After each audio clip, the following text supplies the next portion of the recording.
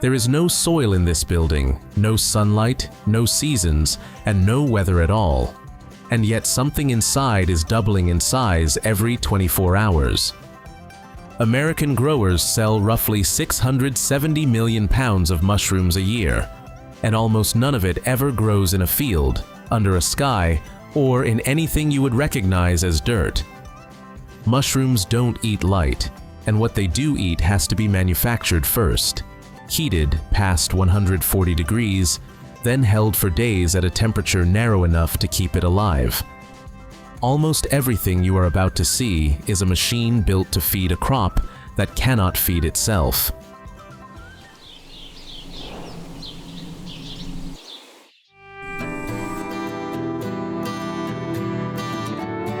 Every other crop in America is a machine for capturing sunlight. This room is the exception. The shelves stack toward the ceiling and vanish into the dark, and that dark isn't a trick of the lighting. Agaricus doesn't need light to fruit, so nobody ever installed any. What they installed instead was weather. Temperature, humidity, airflow. Every condition in this room is held in place by machine. Nothing in here is photosynthesizing. Nothing in here is even a plant. Fungi are their own kingdom, and on the tree of life, they branch closer to animals than to anything green. Their cell walls are built with chitin, the same material as an insect's shell, not the cellulose that builds wood. Which is why the economics of this building are inverted from every farm you have ever seen. A tomato grower buys land and lets the sun pay for the crop. A mushroom grower gets nothing from it. A fungus cannot manufacture a single calorie of its own, so every calorie has to arrive already made. No soil, no sunlight, just a white organism doubling in the dark, eating something a person had to build for it. So the question here was never how they grow mushrooms. It's what's on the menu and what it costs to cook. A mushroom cannot cook, so somebody else has to. And in Pennsylvania, that somebody is an entire separate industry. Across southern Chester County, roughly 17 compost plants feed about 53 mushroom farms, and the plants own the machinery. What arrives at the gate is mostly what other farms couldn't sell: wheat straw, horse bedding, poultry litter. But nobody is recycling garbage. No soil, no sun, just a recipe, and the number it must hit is nitrogen. Between 1.5 and 1.7% of the dry weight miss it, and the crop pays weeks later in another building. Which is why the pile gets stacked, watered, and turned by machine, but heated by nobody. Inside a bunker like this, the material climbs toward 176 degrees on its own. The microbes eating it are the furnace. No burner, no boiler, no fuel line, no soil, and no sunlight anywhere in the process, just straw cooking itself. That heat does the work, but it also makes ammonia. And ammonia kills the crop this compost exists to feed. So the compost gets moved indoors, into steel tunnels, where the air itself is under control. Compost and air are both held at 140 degrees for at least 2 hours, which sounds like sterilization, and deliberately isn't. Sterilizing would leave the tunnel empty, and an empty tunnel gives a mushroom nothing to eat. Pasteurizing kills what the grower doesn't want while keeping alive the one thing they do. Thermophilic microbes move in at these temperatures, and what they do is eat the ammonia. They convert it into their own bodies, so the poison becomes protein and stays in the pile. Which is why the tunnel sits between 120 and 128 degrees for days. That narrow band is a feeding schedule. The grower is not cooking the compost anymore. They are farming the thing that lives in it. A crop that never sees soil or sun gets fed by another crop, one grown invisibly inside a steel tube. 7 to 18 days can pass inside these tunnels before anything is ready to leave. The air comes down to 75 degrees, because anything warmer would cook the crop instead of feeding it. A winch takes the far end of a net and drags the entire load out in one continuous slab. It leaves the tunnel as a food no plant would recognize, no soil, no sun, and every calorie already made. And it is still completely empty.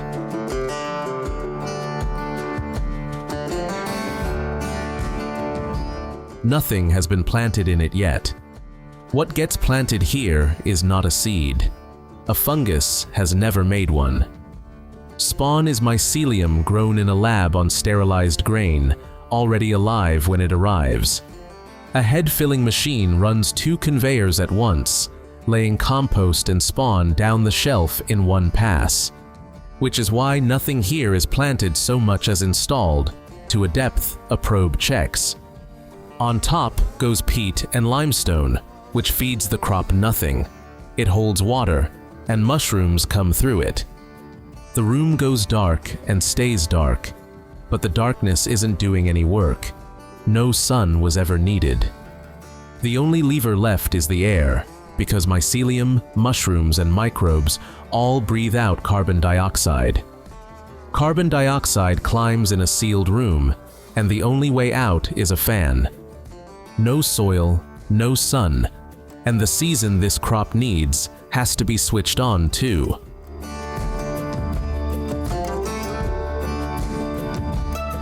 Outdoors, a season does this for free. In here, it is a setting on a panel. The mycelium spends weeks running through the compost, and nothing shows above the surface. So the signal has to come from the room, and it arrives as weather. The air drops to somewhere between 60 and 66 degrees, and the vents open wide. Carbon dioxide falls, and that fall is the instruction, not light, which this crop never used. Nothing is added to start a harvest here. Heat and carbon dioxide are taken away. No soil, no sun, and no season either. Just 2 numbers coming down on a screen. Pins break the casing within days, and from then on, nothing on the shelf holds still. 25 to 39 days after spawning, the first crop is ready, roughly week 8 since the straw arrived, and not one of them comes down without a person standing right there. On most farms, where a crop grows and where it's packed are miles apart. With mushrooms, it's usually the same building. The room where these mushrooms grow, no soil, no sun, is where a hand lifts them off the shelf and into a basket. That isn't efficiency. It's a deadline the crop sets, and nobody negotiates it. A mushroom doubles in size every 24 hours, so one shelf holds a dozen different products at once. Wait one more day, and today's small ones open their caps into oversized mushrooms no one buys fresh. Which is why most fresh agaricus in America still comes off the shelf by hand. 30 to 80 pounds an hour, one hand keeping pace on the shelf while the other barely leaves the basket. Twist, lift, trim the stem, set it down, and the hand is already reaching for the next. The shelf gives up its crop in 3 or 4 waves, each picked over 2 to 4 days. Between them, the room goes quiet for a week, while the next builds underneath. The first 2 waves carry most of the yield, and the shelf gets emptier every time around. The hard part isn't the picking. It's looking at a shelf of mixed sizes and knowing which ones are ready and which stay for tomorrow. Every mushroom on that shelf is a different size, and its neighbor will still be growing tomorrow. So the picker isn't just harvesting. With no sun and no season, they're grading the crop by eye as they take it down. That decision gets made hundreds of times an hour, and machines built to make it are still prototypes. The arm has existed for years. Whether it can see is the question.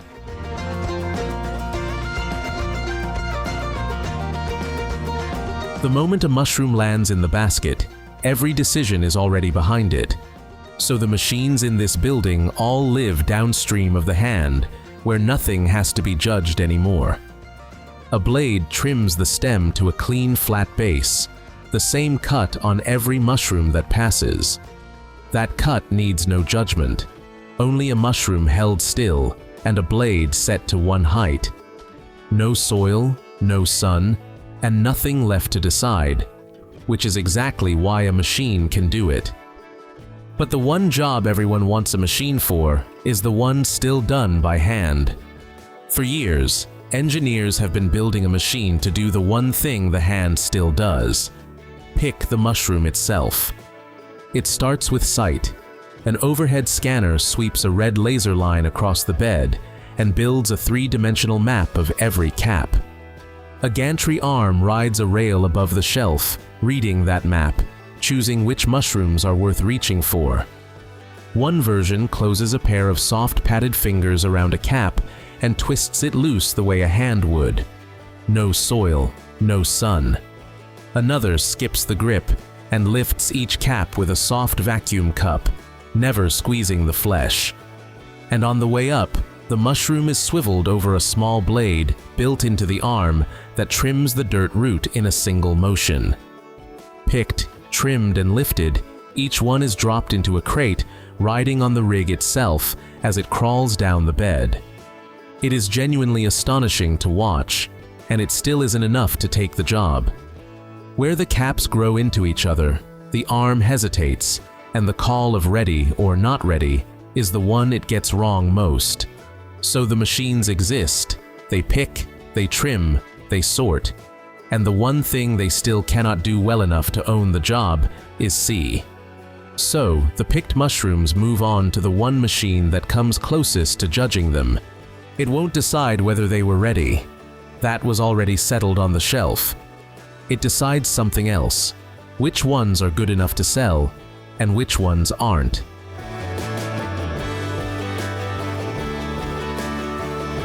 But there is one kind of mushroom the question never reaches, one that is never judged good enough because it is never seen whole. It goes into a can or a jar or a sealed tray of slices where no one ever looks at a single cap. No soil, no sun, no eyes. A machine drives one wide blade across the whole bed at once. The blade cuts every stem at the base in one pass, taking the good and the ugly together, sorting nothing. The severed mushrooms tumble off the blade and fall onto a belt running the length of the shelf, tier by tier. The belt moves at a steady, deliberate speed, fast enough to clear the bed, slow enough not to bruise the load. Whole beds turn into a moving stream of caps in a matter of seconds, the way a field of wheat vanishes into a combine. Each shelf belt empties onto one main belt down the center of the aisle, where a single worker watches the river of mushrooms go by. And that belt runs straight out of the growing room, no gate, no truck, no second address, into the washing line next door. No soil, no sun, and now no hands either. A crop cut, carried and cleaned without a person ever choosing a single one.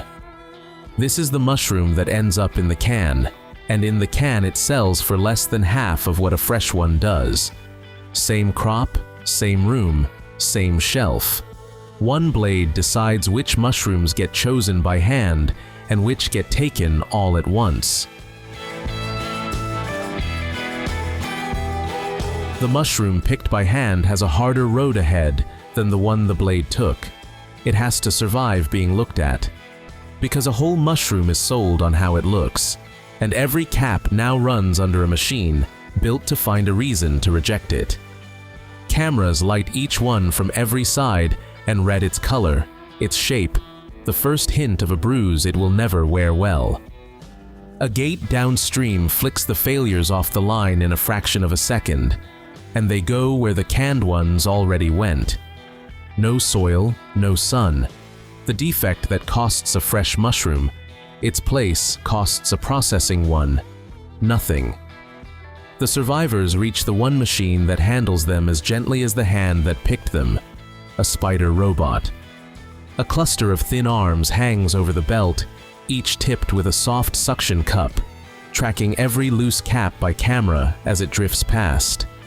The arms dart down, lift each mushroom, and set it into a tray cap up, arranged the way a shopper expects to see it. A film seals the tray, a label prints the weight, and the whole package is chilled almost to freezing before it ever moves. 32 degrees, just above ice, because a mushroom is over 90% water and starts to age the moment it is cut. No soil, no sun, and a race against the clock. What took 8 weeks to grow has days to reach a shelf before it turns. The fresh mushroom earns its price in this room, not in the field it never had, but in the judgment it had to pass. The last flush comes off the shelf, and the room does not get a rest. It gets emptied. The spent compost, the casing, the whole bed goes out at once, down to bare steel. A field gives one harvest a year, then goes quiet through winter. This shelf turns over again and again.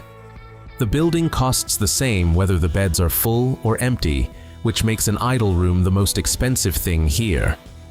Rooms are run out of step, so one is being filled while another is pinning, and a third is being picked. No soil, no sun. And a growing calendar you build for yourself has no off-season to wait through. That pile of straw from the opening was never part of this crop. It was the start of the next one. Field, factory, and cold store under one roof, and the shelf between them never stops. The two paths end at two prices, and that gap is the reason this whole building exists. Fresh agaricus averaged $1.61 a pound last season, the ones that went into a can, about 77 cents. No soil, no sun. Every hand, every camera, every degree of cold here defends the higher number. Yet about 26% of the fresh mushroom supply here now arrives from abroad, more than double a decade ago. Roughly 78% of that fresh import comes from one neighbor, Canada. This industry manufactured its food, manufactured its weather, manufactured its season, and it did all of that on purpose. The one thing it could not manufacture is the price, and the price decides which door a mushroom leaves by. No soil, no sun, no season. Nothing in these rooms was ever handed over by the sky. 670 million pounds sold a year, and not one of them was fed by the sun. There is a farm on the other side of the world with the opposite problem: too much sun and no fresh water. It grows one of the sweetest fruits on earth out of a desert, with water that should kill it. That is the next one. Subscribe and it will find you.